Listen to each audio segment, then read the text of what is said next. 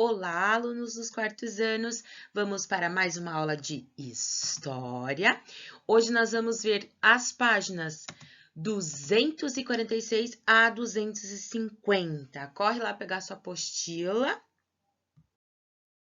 As terras indígenas, o próprio nome já está nos dizendo, as terras indígenas, que são dos indígenas. E apesar de haver áreas de reservas indígenas próximas e dentro de cidades, como em São Paulo, a maioria das reservas, elas estão localizadas em áreas rurais. Aqui no interior do nosso município de Chapecó, nós temos uma ocupação de terras por indígenas que fica localizada na área rural. Quando os portugueses ocuparam as terras do território brasileiro lá em 1500, elas já eram habitadas pelos nossos queridos índios. Por isso que atualmente eles lutam ainda pelas terras deles, mesmo essas terras sendo garantidas por lei. Há várias dessas terras que ainda não foram legalmente reconhecidas. Nós temos um mapa ali que está nos dizendo as terras que estão em estudo, as terras demarcadas, as terras em demarcação e homologação. O que quer dizer homologação? Quer dizer que foi registrada em cartório, tá? E nós temos também as áreas com escalas pequenas. Indígenas lutando por suas terras, página 247. Os indígenas, eles têm organizado diversas formas de lutas e mobilizações para que seus direitos sejam respeitados. O que eles querem? Eles querem manter o modo de vida deles, a cultura deles, por isso que eles lutam tanto por essas terras que é deles por direito. Aqui vai aparecer uma imagem, vocês podem estar vendo, que está escrito ali terra protegida. Então, quando eles conseguem essas terras, a homologação dessas terras, então eles têm essa placa que é uma forma de proteção para eles. Lá na apostila, na imagem, na segunda imagem, vocês podem ver que nós temos alguns grupos indígenas que eles têm utilizado as novas tecnologias. Por quê? Porque assim eles organizam os movimentos de luta em defesa de suas terras, tá? Esse daqui é um site desenvolvido pela Articulação dos Povos Indígenas do Brasil, que se chama APIB. Aqui na página 249, o Brasil dos Engenhos, o que acontece? A partir lá de 1530, os portugueses já tinham explorado o pau-brasil, eles começaram a explorar a cana-de-açúcar, que a partir da cana-de-açúcar é feito o açúcar.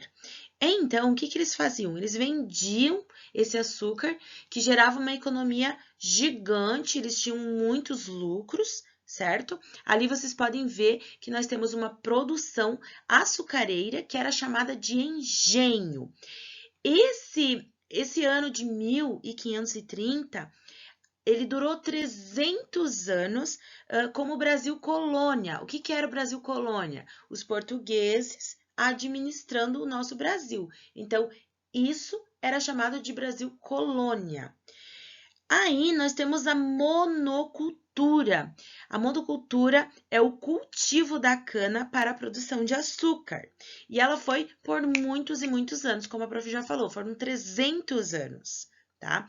Então, nós chamamos esse tipo de cultivo exclusivo, centrado em um único produto de monocultura. Aqui nós temos algumas curiosidades sobre a monocultura. O que é a monocultura? É uma prática de produção agrícola de um só produto. Com certeza, quando vocês viajam para os interiores ou até mesmo quando vocês fazem uma viagem, vocês já observaram uma grande plantação de um só produto, ou só do milho, ou só do feijão, ou do algodão, certo? Então, ali nós temos curiosidades. Ali está falando que a maior parte do Rio Grande do Sul, ela trabalha com monocultura. monocultura. E também temos uma outra curiosidade, que a produção de biocombustíveis é promessa de ganhos para a economia brasileira, mas, se não for bem planejada, pode fazer ressurgir extensas plantações de uma só cultura e trazer problemas com falta de alimentos e poluição.